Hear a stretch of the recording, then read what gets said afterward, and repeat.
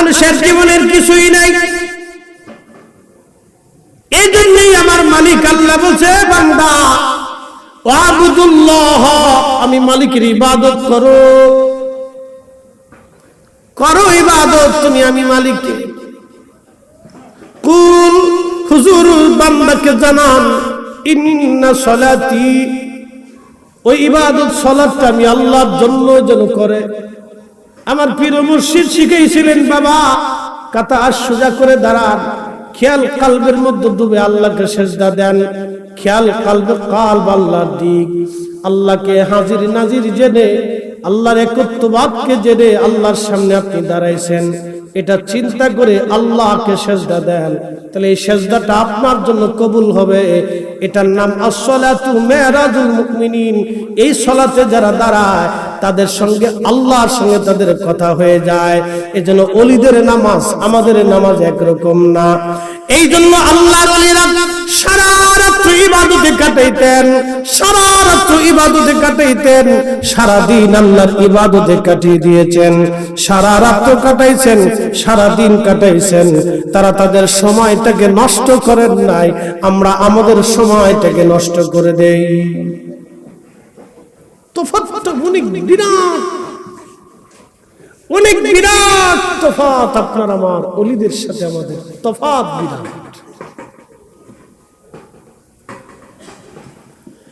চুনার ঘাটের মুসলমান ওলিদের সাথে আমাদের তফাৎ বিরাট তফাৎ। কি করে বুঝাইলে যে আপনি বুঝবেন? তাহলে আপনাদেরকে বলি, মানুষের কোনো অহংকার নাই, কোনো অহংকার নাই মানুষের। যে কোনো সময় সে ব্রেন স্টক করতে পারে, যে কোনো সময় সে হার্ট স্টক করতে পারে, যে কোনো সময় সে অন্ধ হয়ে যেতে পারে, যে কোনো সময় সে পাগল হয়ে যেতে পারে, যে কোনো মুহূর্তে আল্লাহর বান্দাকে আল্লাহ ল্যাংড়া বানাইয়া, প্যারালাইসিস বানাইয়া ঘরের মধ্যে ফেলাই দিতে পারে। এই জন্য আল্লাহ সতর্ক করলেন, হাবিব আপনার উম্মতকে জানান, ওয়ামা তাদরি নাফসুম মাযা তাকসিবু গাদা। আগামী সময়টা মানুষের জন্য কি বহন করে নিয়ে আসতেছে মানুষ জানে না। আগামী মুহূর্তটা কি আসবে আমরা কেউ জানি না, কেউ বলতে পারবো না। আগামী সময়টা ভাগ্যে কি আছে আমাদের বলার কোনো উপায় নাই, কোনো শক্তি আমাদের নাই। যেহেতু আগামী মুহূর্তটা কি আসবে আমরা জানি না, সেহেতু মানুষের কোনো অহংকার নাই, মানুষের কোনো ক্ষমতা নাই। আল্লাহর কুরআন বলতেছে, ওয়ামা তাদরি নাফসুম বিআইয়ি আরদিন তামুত। হুজুর আপনি বলে দেন কোন জায়গা, কোন হালতে, কোন অবস্থায়, কোন স্থানে আমার বান্দা মারা যাবে, মৃত্যু হবে, আমি আল্লাহ সারা বান্দা বলতে পারবে না। একদিন মাটির ভিতরে হবে ঘরে, মন আমার কেন বান্দ দালান ঘর, মন আমার কেন বান্দ দালান ঘর। একদিন মাটির ভিতরে হবে ঘরে, মন আমার কেন বান্দ দালান ঘর, মন আমার কেন বান্দ দালান ঘর।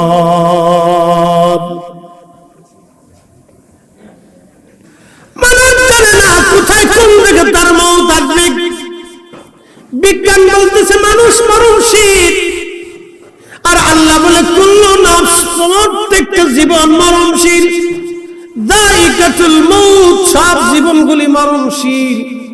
আল্লাহ এই জন্য আল্লাহর কোরআন বলতেছে, কুল ইন্নাল মাউতাল্লাযী তাফিরুনা মিনহু ফাইন্নাহু মুলাকীকুম। খুবই মনোযোগ দেন, আমরা সবাই মৃত্যু থেকে পালাই। দুরাশাসী দুরা, সিলেটি কি বলে? দুরা। ফরিদপুরেও দুরা, সিলেটেও দুরা। এটাই দুরা সাপগুলি পানির মধ্যে থাকে, মাছ খায়। এই দুরা সাপ যদি এইখানে দুইটা সাইডে দেওয়া যায়, মাঠ ফাঁকা, কথা ঠিক কিনা? বলে হুজুর কারণ কি? দুরা থেকে বাঁচার জন্য সবাই পালাবে, কার কামড় দিলে মারাও যাইতে পারে, মৃত্যুর ভয়, দুরার ভয় না।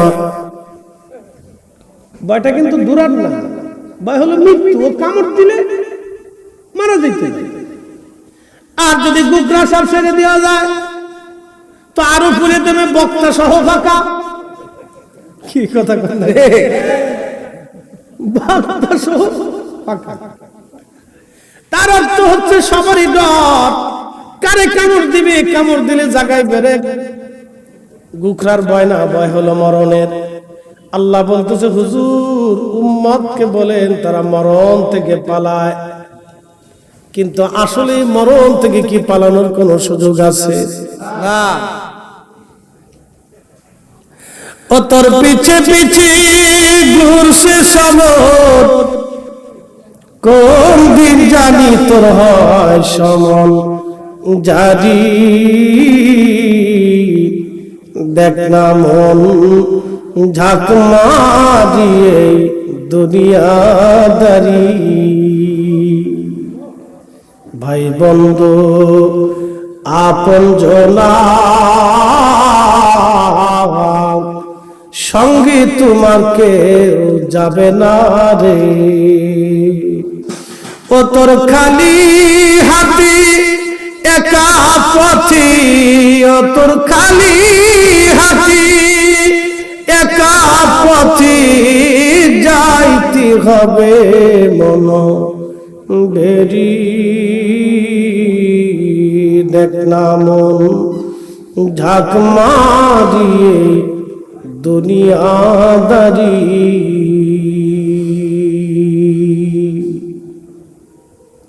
চিরসত্য উম্মত মরণ থেকে পালানোর চেষ্টা করে, বলে দেন সুযোগ নাই। ফাইন্নাহু মুলাকিকুম, এই মরণ তার সাথে মোলাকাত করবে, এই মৃত্যু তার সাথে মোলাকাত করবে, এই মরণ তার সাথে মোলাকাত করবে।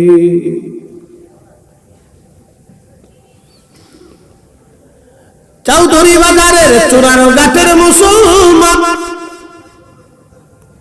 এই জন্য বলি মরণ থেকে পালানোর কোন সুযোগ নাই। তার মানে মানুষের কোনো অহংকার নাই, অহংকার একমাত্র আল্লাহর। মানুষের কোনো ক্ষমতা নাই, ক্ষমতা একমাত্র আমার আল্লাহর। কথা বলেন ঠিক কিনা? ও নবীর উম্মত, মনোযোগ দিয়ে কথাগুলি শুনে যাবেন। এই জন্য আমরা যেহেতু আল্লাহর কাছে ফিরে চলে যাব, আল্লাহ কোরআন বলতেছে সুম্মা তুরাদ্দুনা ইলা আলিমিল গায়বি ওয়াশ শাহাদাত।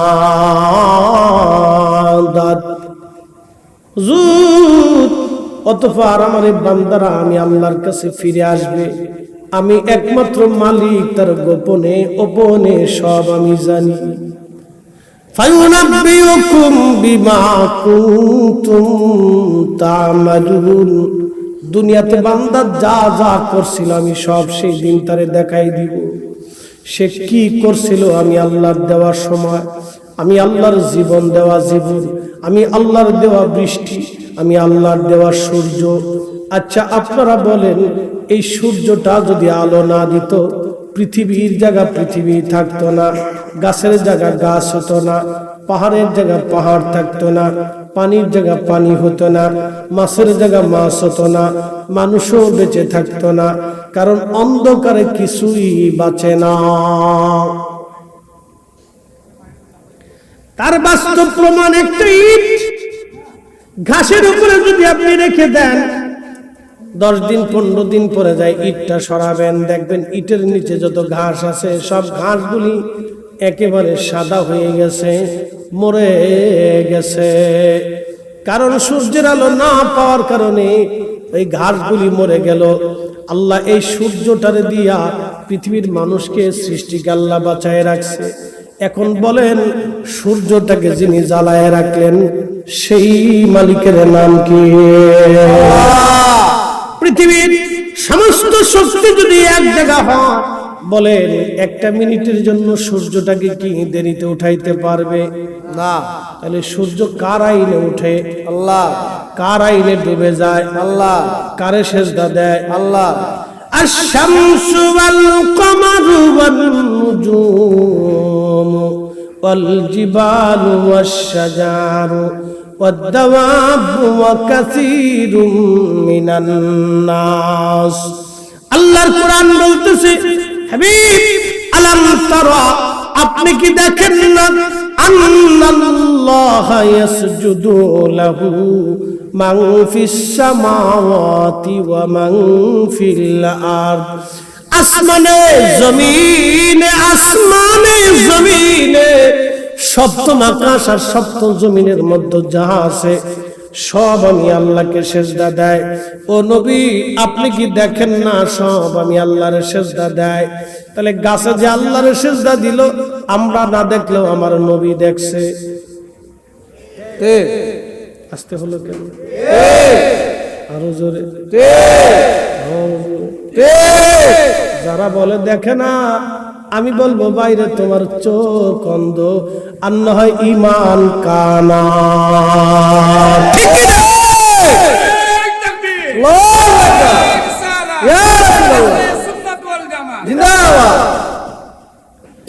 তুমি বুঝো না সেটা তোমার বুঝার দোষ, তুমি মানো না সেটা তোমার ইমানের দোষ, তুমি নবী চেনো নাই সেটা তোমার আকলের দোষ, সুন্নিয়তের দোষ না, আহলে সুন্নাত ওয়াল জামাতের দোষ। কি কথা কর না? আল্লাহু আকবার।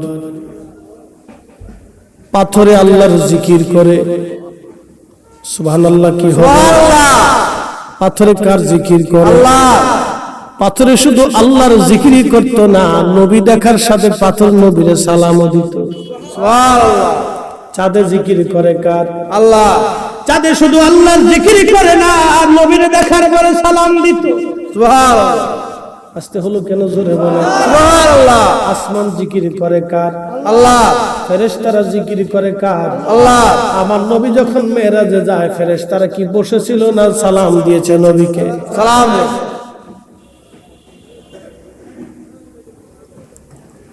तमाम গ্রহ নক্ষত্রগুলি জিকির করে কার? আল্লাহ। কেউ দেখে নাই, তারা আল্লাহকে সিজদা দেয়। আল্লাহর কোরআন বলে, আলাম তারা, আপনি কি দেখেন নাই? এখন এই দেখাটা আপনি আমার কি করে আপনাকে বুঝাইবো? বোঝানোর ভাষা তো আমার নাই, আপনি নিজেই না বুঝলে কেমনে বুঝাবো? আল্লাহর নবী রাস্তা দিয়ে হেঁটে যায়, পাহাড় নবীরে সালাম দিত, সব পাহাড় নবীকে সালাম দিত, কিন্তু একটা পাহাড় নবীকে সালাম দিত না। সেই পাহাড়ের নাম জাবাল আইর। এই পাহাড়ের নাম হলো জাবালে নার। ইমাম ইবনু শেব্বা তারিখ ইবনু শেব্বার মধ্যে হাদিস খানা লেখছেন। তারিখ ইবনু শেব্বা হলো মদিনার ইতিহাস নিয়ে লেখা। যদি কোনোদিন কেউ মদিনায় যান, জুলহুলাইফা মসজিদ, যে মসজিদ থেকে মদিনার থেকে ফেরার সময় হাজিরা উমরার জন্য হেরাম বাঁধে,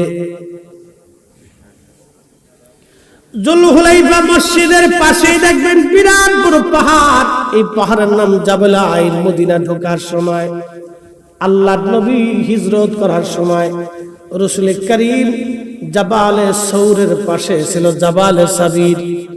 শুনে যান আজকে কথাগুলি। জাবালে সৌর, যে পাহাড়ে নবীজি লুকাইছিলেন হিজরতের রাত, ওই সৌরে উঠার আগে নবীজি পার্শ্ববর্তী পাহাড় ছিল জাবালে সাবির। এই সাবির পাহাড়ে নবীজি উঠলেন। সাবির নবীকে সালাম দিয়ে বলল, ইয়া রাসূলুল্লাহ, আমার মধ্যে কোনো গুহা নাই, আপনাকে লুকিয়ে রাখার মতো কোনো জায়গা আমার মধ্যে নাই। হুজুর সকালবেলা যদি কাফেররা আপনাকে আমার উপরে দেখে তো আপনাকে আমার উপরে আঘাত করবে, রক্ত ঝরাবে, কষ্ট হবে। আমি সাবির কিয়ামতের মাঠে আল্লাহর দরবারে কি জবাব দিব? হুজুর আবার পার্শ্ববর্তী পাহাড় সৌরে গুহা আছে, ইতিমধ্যে সৌর নবীকে সালাম দিল, আসসালাতু ওয়াসসালামু আলাইকা ইয়া রাসূলুল্লাহ। নবী গো, আপনি আমার কাছে আসেন, আমার মধ্যে একটা গুহা আছে, এখানে আপনি লুকায়ে থাকেন। আল্লাহর নবী গুহার মধ্যে চলে গেলেন। মাকড়সা এসে জাল বানায় দিল, কবুতর এসে ডিম পেড়ে দিল বাসা বানাইয়া। কবুতরে যিনি পাঠাইলেন তিনি আল্লাহ, মাকড়সারে যিনি পাঠাইলেন তিনি আমার আল্লাহ। আমার রাসূলের নিরাপত্তার জন্য মাকড়সায় জাল বানায় দিল, কবুতর এসে ডিম পাইরা আমার কবুতর আইসা নবীর ওই গুহার সামনে বসে রইল। মাকড়সায় জাল বানাইয়া পুরা গুহাটাকে ঘিরে ফেলে দিল। একবার জোরে বলা যাবে আল্লাহু আকবার। আরে পশু পাখিরা নবীরে চিনল, পোকামাকড় নবীরে চিনল, পাহাড় পর্বতে নবী চিনল, মানুষ হয়ে নবী চিনতে পারলাম না। এটাই হলো আমাদের জীবনের সবচেয়ে বড় ব্যর্থতা। কথা কোন ঠিক কিনা?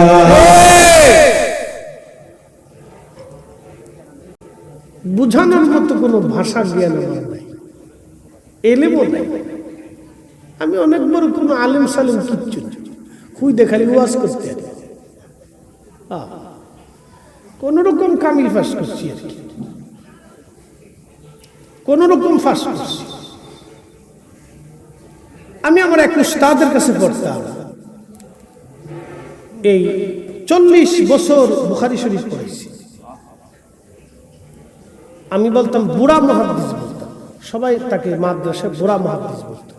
জীবনে কোনোদিন জুব্বা আয়রন করে পড়েন।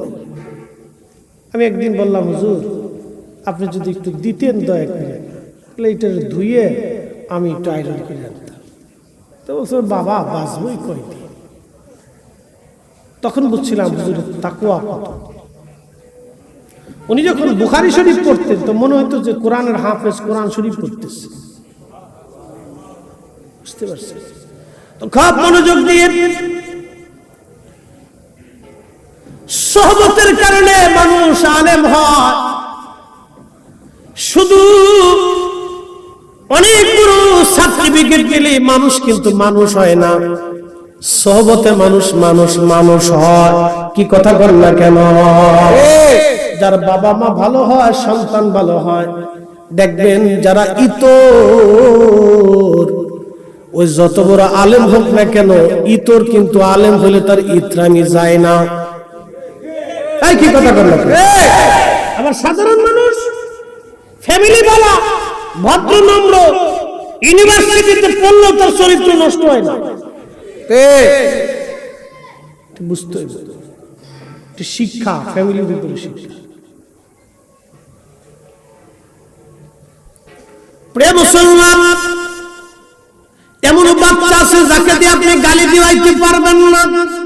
আবার এমন বাচ্চা আছে বলার আগে গালি দেয়। কি কথা কন না? এটার পারিবারিক শিক্ষা ভুলে গেছি আমরা। এই জন্য গোড়ার থেকে যদি এটা ভালো না হয়, ভবিষ্যতে এটা বিরাট বড় সমস্যা।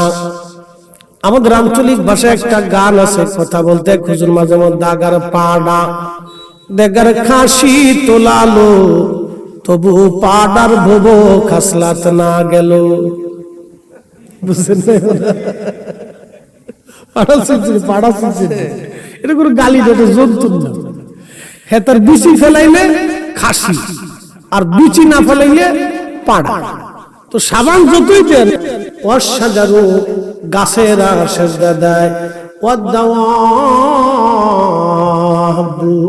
পশু পাখিরা প্রাণীরা আমি আল্লাহকে সেজদা দেয়। যত জীব আছে, যত প্রাণী আছে, সবাই আমি আল্লাহর সেজদা দেয়।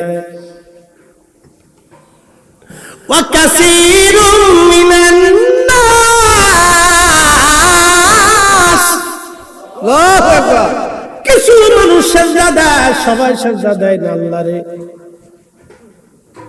সবাই আল্লাহকে সেজদা দেয় না। আল্লাহ কোটি কোটি বছর সূর্যটারে জ্বালাইলেন, এই সূর্যের আলো না আসলে দুনিয়া আলো পায় নাই। যদি সূর্যের আলো না হতো আম গাছে আম আসতো না, জাম গাছে জাম হতো না, আপেল গাছে আপেল হইতো না, আনারে ফল ধরতো না, আঙ্গুরে বাঁধন আসতো না, আম গাছে বইল আসতো না, পুকুরের মাছ হতো না, মানুষের জীবন থাকতো না সূর্যের আলো না আসলে। আপনি জানেন কি এই সূর্যটাকে আমার মালিক আমার আল্লাহ কোটি কোটি কোটি কোটি বছর জ্বালায় রাখছে। কোটি কোটি বছর জ্বালানোর জন্য আমার আল্লাহ এই সূর্যটাকে crore crore billion trillion gas জ্বালানি ব্যবহার আমার আল্লাহ করতেছে। সূর্য মাঝে মধ্যেই জ্বালানিতে প্রচন্ড গরম হয়ে যায়। আমার আল্লাহ সূর্যটাকে একটু তুলনামূলক গরম কমানোর জন্য ফেরেশতা দিয়ে বরফ মেরে মেরে মেরে মেরে আমার আল্লাহ এটাকে ঠান্ডা বানায়। একবার জোরে বলা যাবে আল্লাহু আকবার, আল্লাহু আকবার। সবই মানুষের জন্য, মানুষের জন্য। আল্লাহর কোরআন বলতেছে ওয়া ইন্নী জাইলুন ফিল আরদি ইন্নী জাইলুন ফিল আরদি খলিফা। আমি পৃথিবীতে মানব জাতি বানাবো, আমি আল্লাহর খলিফা পাঠাবো, প্রতিনিধি পাঠাবো। আমরা আল্লাহর প্রতিনিধি, আল্লাহর দেওয়া খলিফা, আমরা আল্লাহর প্রতিনিধি। মাতমরি করতে হবে না, আমরা আল্লাহর প্রতিনিধি। কার প্রতিনিধি? আল্লাহ। আমরা আল্লাহর প্রতিনিধি, আল্লাহর খলিফা, আল্লাহর প্রতিনিধি। এমন প্রতিনিধি আমরা দুনিয়াতে হইলাম, মসজিদে জুতা চুরি করি। প্রতিনিধি আল্লাহ। এই মানব জাতি সেরা। আল্লাহর কোরআন বলতেছে ইন্নী জাইলুন ফিল আরদি খলিফা। আমি পৃথিবীর মধ্যে আমি আল্লাহর খলিফা পাঠাবো, প্রতিনিধি। ও মুসলমান ভালো করে শুনেন, জিন জাতির সাথে কিন্তু আল্লাহর প্রেম হয় নাই। জিন জাতি ছিল আমাদের আগে, কোটি কোটি জিন আল্লাহ বানাইছিলেন আল্লাহর ইবাদত করার জন্য, আল্লাহ প্রেম করার জন্য, ভালোবাসার জন্য। কিন্তু জিন জাতির সঙ্গে আল্লাহর ভালোবাসা হলো না। কোটি কোটি বছর জিনেরা পার করলো, খালি মারামারি করত, কাটাকাটি করত, রক্ত ফাসাদ করত, অশান্তি করত, আল্লাহর অবাধ্য হইল। আপনি যেই জমিনে বসা, এই জমিনে জিনেরা বাস করত। এখানে কোনো মানুষ ছিল? এখানে জিনদের আবাদ ছিল। সারা পৃথিবী শুধু জিন আর জিন, জিনদের আবাদ, জিনদের বাড়ি ঘর, জিনদের সাম্রাজ্য, জিনদের রাজত্ব। জিনেরা যখন অবাধ্য হলো, আমার মালিক জিনদেরকে ধ্বংস করে দিলেন। জিনদেরকে ধ্বংস করে আমার আল্লাহ ফেরেশতাদেরকে ডাক দিলেন, ইন্নী জাইলুন ফিল আরদি খলিফা। আমি আল্লাহ প্রতিনিধি পাঠাবো, আমি আল্লাহর প্রতিনিধি পাঠাইতে চাই। ফেরেশতারা জবাব দিল, ও মালিক ও আমার রব, আপনি কি এমন প্রতিনিধি দুনিয়ার মধ্যে পাঠাবেন? ক্বালু আতাজআলু ফিহা মান ইউফসিদু ফিহা ওয়া ইয়াসফিকুদ দিমা।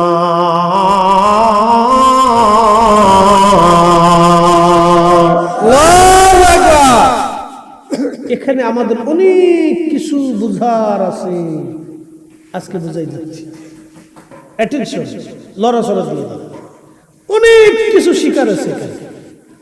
ফেরেশতারা বলল, ক্বালু আতাজআলু ফিহা মান ইউফসিদু। আল্লাহ, আপনি কি দুনিয়াতে এমন খলিফা পাঠাবেন, মান ইউফসিদু, যারা ফসাদ বাঁধাবে, ফসাদ ফসাদ ফসাদ, অশান্তি, অশান্তি বাঁধাবে, বিশৃঙ্খলা করবে, দাঙ্গা হাঙ্গামা করবে, ফাসাদ বাঁধাবে, বিশৃঙ্খলা, অশান্তি। আমার দিকে তাকান। ফেরেশতারা কিন্তু বলেন, আল্লাহ নামাজ পড়বে না, রোজা রাখবে না, হজ করবে না, যাকাত দেবে না, হালাল খাবে না। এই কথা আল্লাহর ফেরেশতারা বলে না। একটা ইউফসিদু, এরপরে বলছে ওয়ায়াসফিকু দিমা, ফ্যাসাদ করবে, রক্তপাত করবে, মারামারি যুদ্ধ বিগ্রহ করবে। প্রথম কথা হলো ফ্যাসাদ, অশান্তি বিশৃঙ্খলা। এ সিলেটের মুসলমান, শাহজালালের দেশের মুসলমান, মনোযোগ দেন, ভালো করে শুনে যান। বাংলাদেশে এমন কোনো গ্রাম নাই, এমন কোনো বাজার নাই যেই গ্রামে যেই বাজারে কিলিক বাজ না আছে। কি কথা বলে?